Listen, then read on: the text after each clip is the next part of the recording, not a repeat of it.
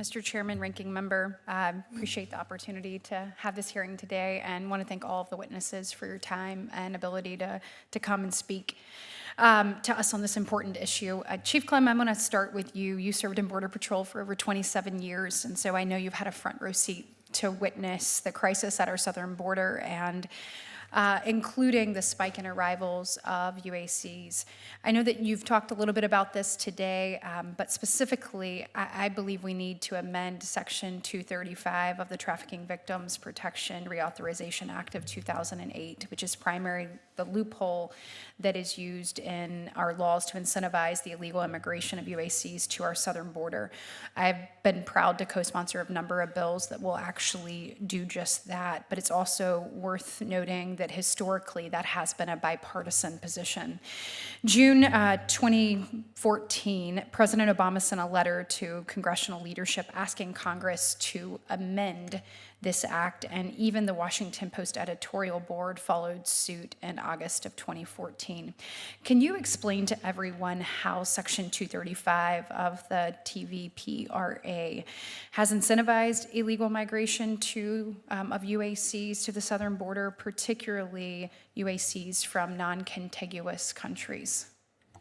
I'm going to do my best to recall that specific section, but what I understand, TVPRA, and especially having worked up in Washington, D.C. as the CBP head for the President Obama's executive actions during that time frame when we saw that initial push of UACs in South Texas, TVPRA allows for immediate repatriation to contiguous countries, Mexico and Canada. Right. What we need, and when you get to the incentivize, is why are we separating Canada and Mexico from all the other countries, especially those in our hemisphere, Central America, who are generally allies? Why would we not treat the UACs with a rapid repatriation once we've done an initial screening to ensure that they're not, trafficked or not victims of any kind of abuse? But once that cleared, we should treat them and get them back to their home country as quickly as possible, just like we would do with a Canadian national or a Mexican national. I think that would close a loophole and keep the family, because that's oftentimes what happens, the families are separated before they even get to our border.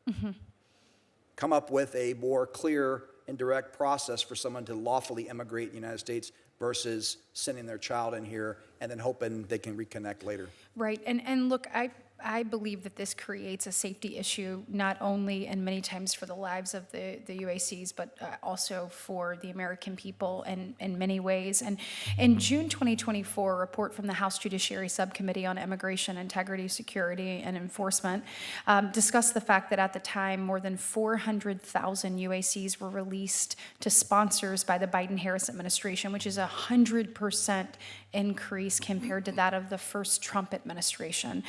Most of them were teenage boys. And if you look at it, nearly 70% of UACs referred to HHS were 15 years of age or older.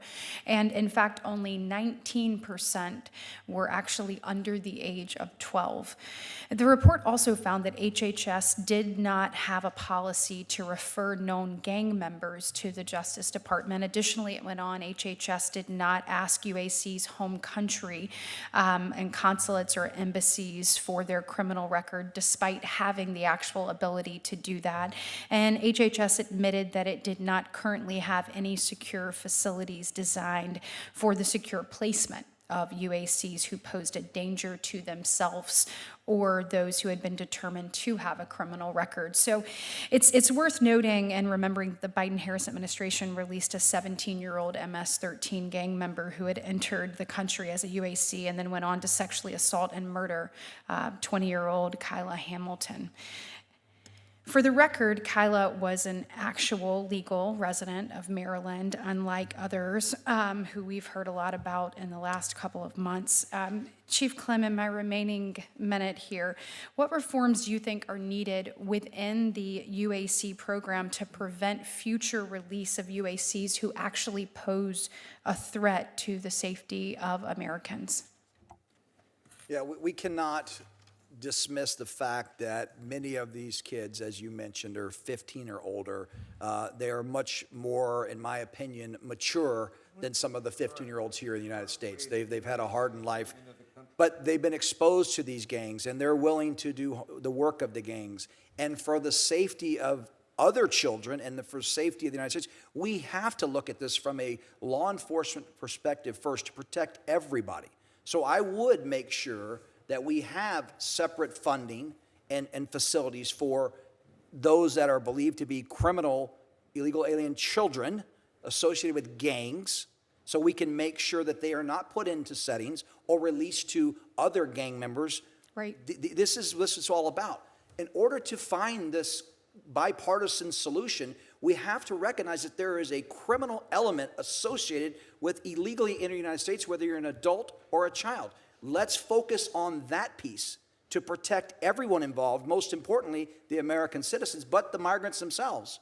And then start taking small chunks at the immigration system overall. But we cannot sit there and broad brush and say every child over here and every sponsor is doing this for the right reason, because we've got proof the otherwise. So we have to put law enforcement as a priority first to protect Americans and these children. After that, you got an uphill battle on solving the immigration piece, but it should be a quick solution to target the criminal element involved in all of this. Thank you so much, Chief Clem, and I'll submit the rest of my questions for the record. Thank you.